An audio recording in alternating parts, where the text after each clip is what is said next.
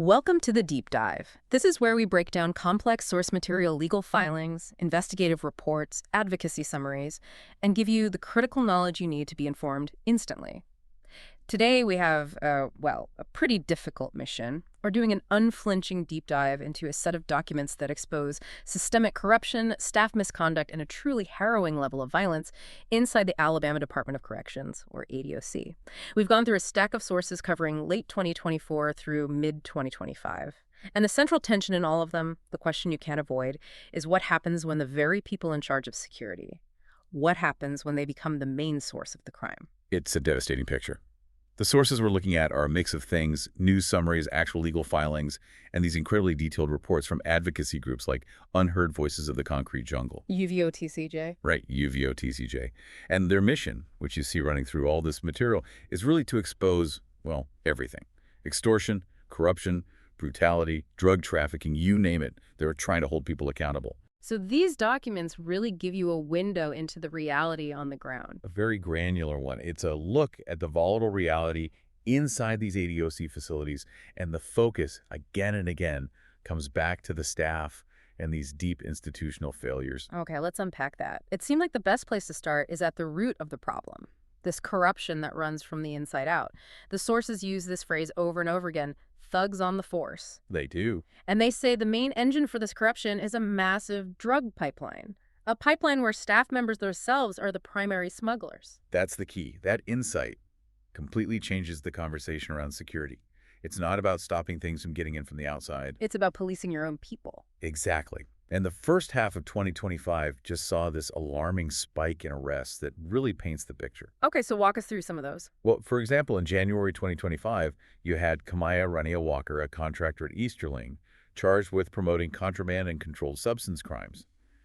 And that was really just a sign of what was to come. Just one person is a problem, but you get the sense from the sources this is a much bigger system. What do we know about the scale? It's absolutely systemic, and it's profitable. Look at the March 2025 arrest at Fountain Correctional. You have two officers, Angela McCain and Jediamond Bolden, caught with a pretty substantial amount of synthetic cannabinoids and marijuana. So this is a supply chain. It's a revenue-generating supply chain moving right through the staff hierarchy. That same month, another officer, Albert Randolph, was arrested at Atmore for similar crimes. It's not an isolated incident. But the truly staggering information comes when this moves beyond just officers and into senior staff. That suggests an almost industrial scale operation. It really does. It reaches high enough that you could run a regional distribution center out of your own home. You're talking about the Lieutenant Bush case. The Lieutenant Calvin Bush case from September 2025. It's just shocking. Investigators follow up on leads, and they find more than 27 pounds of drugs and 156 cell phones at his house. I mean, 27 pounds. You're not supplying a single dorm with that. You're supplying multiple facilities. When a lieutenant is trafficking at that volume, it speaks to a deep, deep institutional compromise. And it seems this culture isn't just about huge drug rings. The sources also point to a kind of pervasive entitlement, a theft of taxpayer resources. Exactly. Corruption erodes trust at every single level, right down to the state budget. You have the case of Avion Dixon, a security guard at Tutwiler, arrested in July 2025. The fuel card. The state-issued fuel card. He was allegedly using the ADOC's fuel card for his personal car. It seems small compared to 27 pounds of drugs, but it signals a complete and total lack of oversight.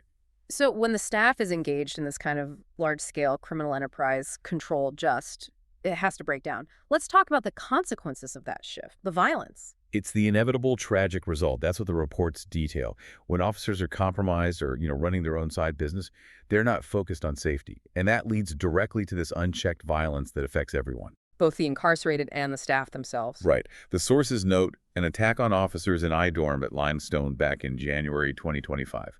It just underscores how volatile the whole environment becomes. But the violence among the incarcerated people, as documented here, is it's on another level. It points to a complete vacuum of any kind of institutional control. The reports from Limestone in February 2025 are, frankly, horrific. We're talking about an inmate being savagely beaten, stomped, set on fire, and then stabbed by multiple gang members. This isn't just a fight. No. This is prolonged, torturous violence happening with what appears to be total impunity. And some of the most disturbing accounts are about people who, by the system's own rules, should have been safe, I'm thinking of Matthew Hammonds. Yes, the Matthew Hammonds case is just a tragic illustration of the total collapse of the duty of care. In February 2025, he's beaten and cut with a shank and barbed wire. But then It happens again. It happens again. In May, he's assaulted, has 2 teeth knocked out, a likely broken nose, needs staples, stitches. And the most chilling part is that this second assault reportedly happened while he was in a protective custody dorm. So the one place that is supposed to be safe. Is not safe. It means the mechanisms for security are either failing or, even worse, they're being actively subverted. And it's not just about rivalries. The sources highlight this utter failure of basic management. Take the Daniel Knight case. Right, a low-custody inmate. He was stabbed 5 times, including in his face, in June 2025. And the sources are very clear on this. It happened even though there was a known active gang presence. So they knew the risk was there. They knew, Wow. which points to a catastrophic failure to just do the basic job of mitigating obvious risks. And tragically, this violence turns fatal. The documents mention a fatal stabbing at Staten in April 2025. The inmate was reportedly just about to be released. Beyond this inmate-on-inmate brutality, the sources also detail alleged abuse coming directly from staff. This is where that power dynamic becomes so insidious. It really is. It shows a willingness from some staff to use force not for security, but for, well, for retaliation or just simple control. You see the case of Norman Leon Goodloe, an elderly inmate at Staten with significant mental health needs. He was allegedly assaulted by a lieutenant and an officer. By Lip Kitmurray and Officer Darnell in September 2025. Or you look at Weldon Berry, an elderly man in his 70s, reportedly beaten by the CERT team. The prison's SWAT team? Essentially, yes, the No. Correctional Emergency Response Team. And why was he beaten? The allegation is because he was moving too slowly, he ended up with a broken shoulder. And this isn't just happening to men. No. We can't overlook the incident at Tutwiler Prison for Women in April 2025. Officers there allegedly assaulted a handcuffed woman, Vita Confetti. These accounts span multiple facilities. It confirms this isn't a one-off problem. It's a systemic operational issue across ADOC. Which brings us to the third and maybe the most frustrating layer of this whole thing, the institutional silence and systemic neglect that seems to be the default response. The human cost here is just staggering. Staggering is absolutely the right word. The source material notes that 277 inmates died in 2024. And just to give you some context for that number, Alabama's prison mortality rate is more than 4 times the national average. 4 times. And the pace didn't slow down. By mid-2025, the sources were reporting 46 deaths in the first 153 days of the year. That's, on average, a death every 3 days. And these aren't just numbers. They're tied to documented cases of medical neglect. The case of Raymond Dennis Earl, who died of stage 3 sepsis in February, is a horrific example. It is. He lost 63 pounds, he had a growth on his tongue, and the sources say he only saw a doctor twice in 4 months. That's not just poor care, that's a systematic denial of basic human needs. And this institutional silence, it creates a crisis of transparency. Families can't get answers. We can see this really clearly in the case of Kenneth Sean Trawick's hunger strike in late 2025. That case study is incredibly revealing. He started the strike for very specific reasons. Retaliatory discipline, denial of legal access, they took his tablet and his writing materials, and just chronic abuses like the excessive use of chemical agents.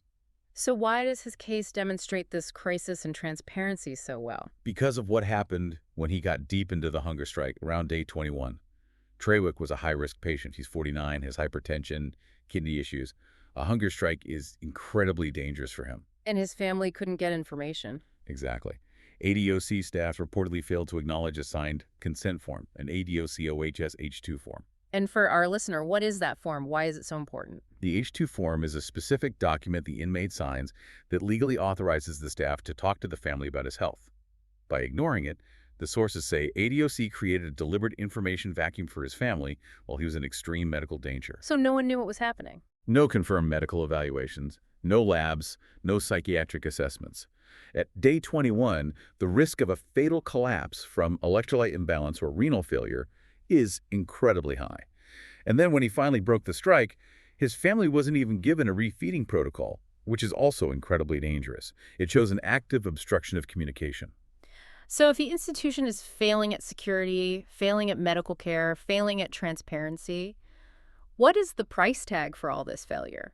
Because the sources show the money isn't going to fix the system, it's going to defend it in court. That's the core financial takeaway here. The spending is massive, In December 2024, the Contract Review Committee approved $4.8 million for just one law firm, Bill Lunsford's firm, to defend against civil rights abuses. And that wasn't the first time. Not at all. That was on top of $14.9 million awarded to that same firm the year before. Since 2020, total ADOC legal spending to defend these issues has gone over $57 million. This is an investment. This is the cost of maintaining failure. And these failures trickle all the way down to just basic communication, which isolates people even more. Communication is a constant failure point in these documents. Constituent services, which is the official channel for families, often just doesn't respond. And then the expensive digital services, like IC Solutions and CoreLinks, they malfunction all the time. Calls get dropped, paid photos get rejected with no refund. A system that's expensive and doesn't work. It's just an additional punitive barrier for families. One facility, Kilby, reportedly hadn't approved family photos since October of 2024. So if we pull all of this together, what we see is a system where internal corruption creates the chaos. That chaos fuels staggering violence and medical neglect. And all of it is surrounded by institutional silence and a $57 million legal strategy to protect the status quo. It's a vicious cycle. And it raises some serious historical alarms. The sources remind you that the federal government actually took over Alabama's prisons back in 1976. That led to mandated improvements.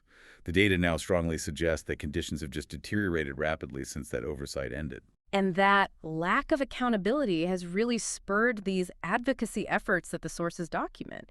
You see 3 mothers going to Montgomery in February 2025 just trying to get answers. You see groups constantly urging the public to show up at oversight meetings. Which brings us back to this fundamental question the sources force you to ask. It gets to the very purpose of a correctional system. The ADOC's stated mission includes rehabilitation. Right. But when you look at all of this, the violence, the neglect, the corruption, the constant constitutional challenges, you have to ask, when a system prioritizes its own legal defense over safety and actual programs, who do we want returning to our communities? If the system consistently fails to provide even basic security, let alone rehabilitation, what exactly is the goal here? What kind of product is this system creating?